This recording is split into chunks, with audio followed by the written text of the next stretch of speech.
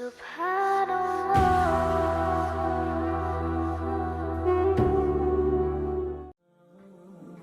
جم میں مختلف دوائیں کھانے کا حکم.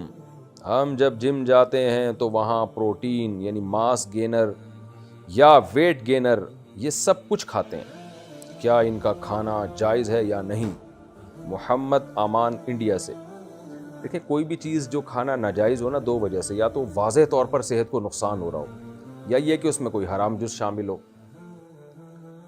یا وہ حرام پیسوں سے خریدی گئی ہو. تو اگر آپ حلال پیسوں سے خرید رہے ہیں اور اس میں کوئی حرام جز بھی شامل نہیں ہے اور کوئی صحت کو بہت زیادہ نقصان بھی نہیں ہو رہا، تو پھر یہ چیزیں کھانا جائز ہے. لیکن اگر اس میں کوئی حرام جز شامل ہے، جیسے باہر سے دوائیں آتی ہیں طاقت کی، ان میں بعض دفعہ حرام اجزاء شامل ہوتے ہیں. یہ کیپسول ایسے ہوتے ہیں، کیپسول کی جو کیپ ہے جو وہ حرام چیزوں سے بنا ہوا ہوتا ہے وہ کیپسول. تو ایسی کنڈیشن میں اس کا کھانا جائز نہیں ہوگا. اب اس میں حرام اجزاء شامل ہیں یا نہیں ہیں، اس کے لیے آپ گوگل پہ سرچ کریں جامعۃ الرشید حلال فاؤنڈیشن. وہاں جو کانٹیکٹ نمبر آئے ان سے کال کر کے رابطہ کریں، ان کو بتائیں بھئی یہ کمپنی ہے، اس کے میں میڈیسن لے رہا ہوں یا لے رہی ہوں. جو بھی ہیں، صاحب ہیں یا صاحبہ ہیں، یہ صاحب ہی ہیں، محمد امان صاحب.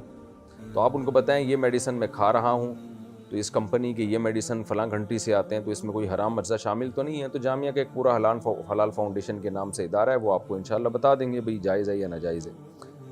لیکن اگر آپ کو پتہ ہے کہ بھئی یہ حرام کا مسئلہ نہیں ہے، مسئلہ یہ ہے کہ یہ کیونکہ جم میں بہت سارے باڈی بلڈر کوئی ڈرگس وغیرہ ٹائپ کی چیز لے رہے ہوتے ہیں جس سے باڈی میں ایک دم ماس چڑھتا ہے، وہ پھر کیا ہوتا ہے، اس کے سائیڈ ایفیکٹ بہت زیادہ ہیں.